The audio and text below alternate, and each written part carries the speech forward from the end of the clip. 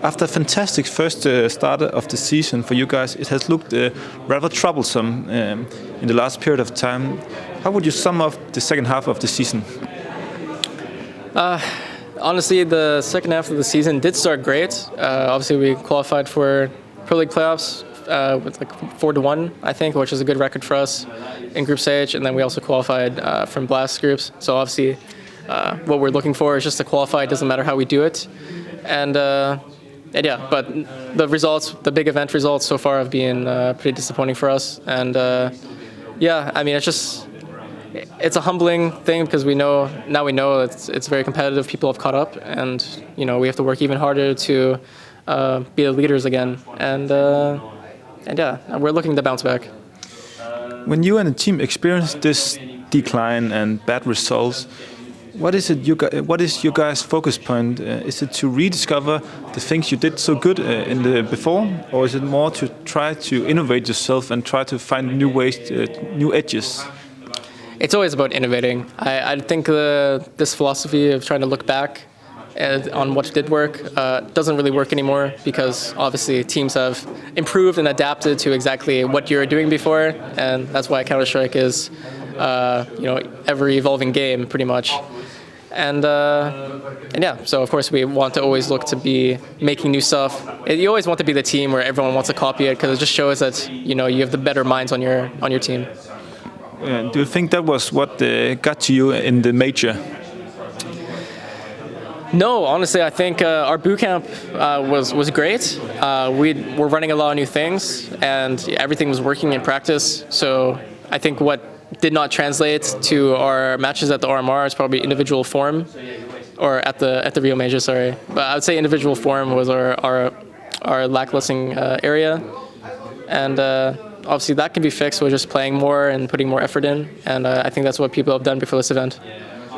What is your take on this? The many upsets, and we see that the level between tier 3 and tier 2 and tier 1 isn't that big anymore. That's because at the end of the day, Counter-Strike is about aiming and relies a lot on mechanics. And when young players are grinding the game, obviously they catch up pretty fast, and it's all about who's the better leader, who has the better ideas, what player is more on that day. And obviously, I feel like before there used to be a skill gap between the tier 1 and tier 2 players, but not really anymore. It's about what team has the better leader, or more experience. Because I feel like when you watch Counter-Strike now, you can see the experience come through a lot more than you could before.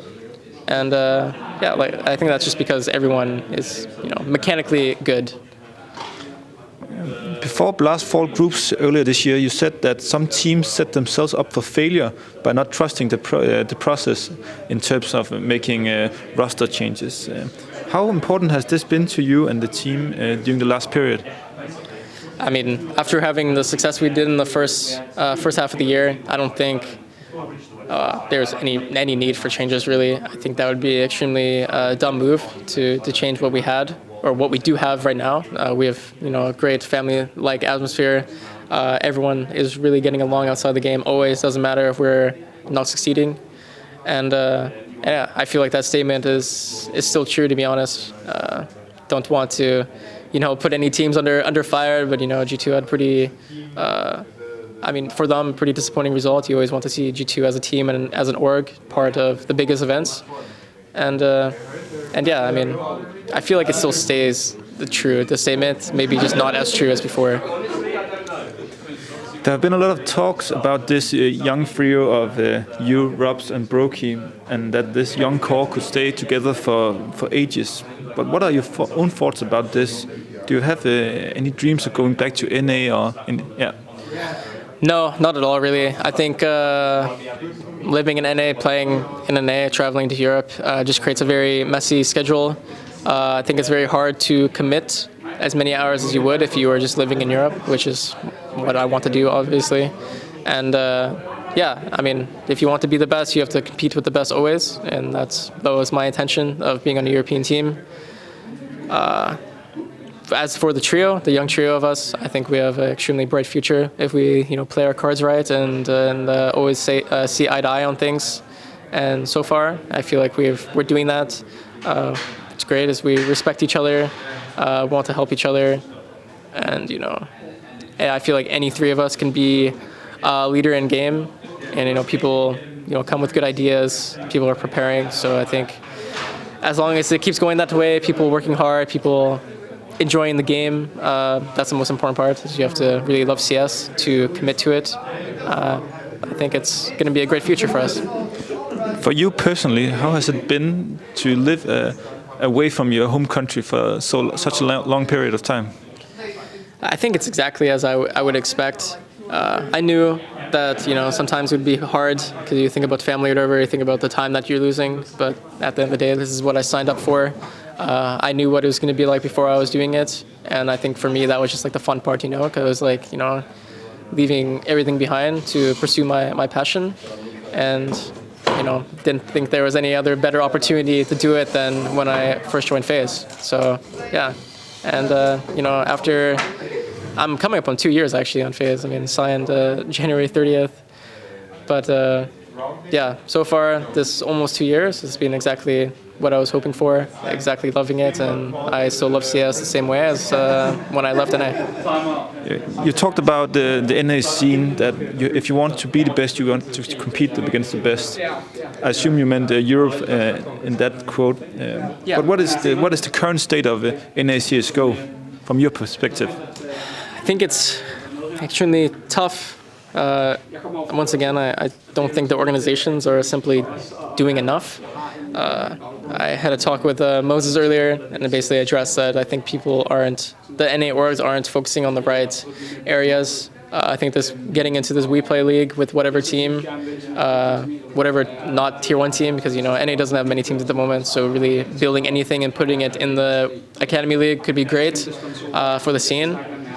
And I think there's many other things too. It's just about the orgs coming up with ideas and pushing for them to happen. Yeah, obviously don't want to reveal all the ideas, but I would say there's things that can be done to recover the NA scene, because obviously they have good teams. I mean, Fury is practicing in NA a lot. Liquid is there. EG has been actually playing good with their new system. And it's all about just like getting orgs to be interested again and try to make something great. Is it tough for you personally to sit on the other side of things, having the success in your team and with FaZe, and to see the lackluster state of NA? Not really, because it's like I knew it was going to happen. I mean, it was already declining super heavily in 2020. And when you fall so far behind, not being able to compete with the teams that are actually changing the meta, then I don't think you can't be near the best. Like you can have good results. I mean, I think Liquid plays great right now, but it's like imagine what they could be if their whole system was in Europe and that was like all they had, all the practice and everything. I'm pretty sure the players themselves would even agree that they would be better. But yeah, I think that's just how it is. I think it would work in. Anyway, imagine if Furia only practiced in Brazil and then, they come to EU. It's probably not a super great result. You can already see it with the Australian teams too. I mean, they only practice within their own region, and you're limited if you are the best team in your region, you can't practice against anything better, and that's probably the problem. Going back to last fall final, you will go up against OG in the opening round. How do you see that matchup? We've actually played. I'm actually not sure if we played OG since they've added Dexter. Actually, no, we did. We played them at the groups actually. But yeah, I think they're a team that is for sure a good team. Nexa's a great caller in my opinion. He has young pieces to work with, so it's just about shutting down their playstyle, which I think they rely heavily on their younger players. But yeah, I think it's going to be a good game. I think our group is pretty balanced, but we want to be the clear favorite coming out of it. Here in the end, I want to ask you about the new update from Valve, because they have brought in Anubis and thrown out Dust2. What is your take on that? It's hard to say because I haven't really played much of Anubis. I haven't watched it at all, so I don't know how the map is really. But apparently the map was there for a year and a half or so. So it is something that Valve has considered for a long time, and I guess it just fits right. If you look at the map played results for the past 2 majors, I mean, Dust2 was only played like, I don't know, like 12, it was like, I think 16 or 18 times out of like 290 maps, which is outrageously low for like a map that you would consider kind of the staple of Counter-Strike. I mean, everyone knows like Dust2, but yeah, it just makes sense then. If it's the lowest played map at the biggest events amongst the pro teams, then it's gonna be gone. I think the op update is extremely good. I don't think it makes sense though to have 30 bullets in the reserve. I don't think any operator wants to be reloading that much, so everyone's going to be taking or counting those shots now. We don't get to play with the new A1S updates at this event, so only time will tell after if it's really that big or not. And I think when Valve added Ancient, it was actually a good step forward because I think the map does play like a CS map. I actually like playing Ancient. I think the bomb site still could use a bit of tweaking, but I think, you know, there's a reason it's not the lowest played map, you know, because people actually want to play Ancient. And I think the same case will be made for Anubis. When you look at Anubis, it seems like a very big map. The good thing is it has open skyboxes from what I've seen. And yeah, I mean, I've heard Kerrigan say he's played a lot of matchmaking on it or whatever. So, and he said the map actually plays pretty good, and I believe him. So yeah, maybe it's a great change for the game. Do you think you will go to the M4 now with the changes? It's actually tough because I was actually a player that used the A4 still, sometimes during the A1S meta. So clearly I think the gun still has like a lot of benefits, but I think smoke spamming is still too strong. The gun is just cheaper, so like if you get like 3 kills on pistol round, you can force a A1S. I think it's super important to have that option.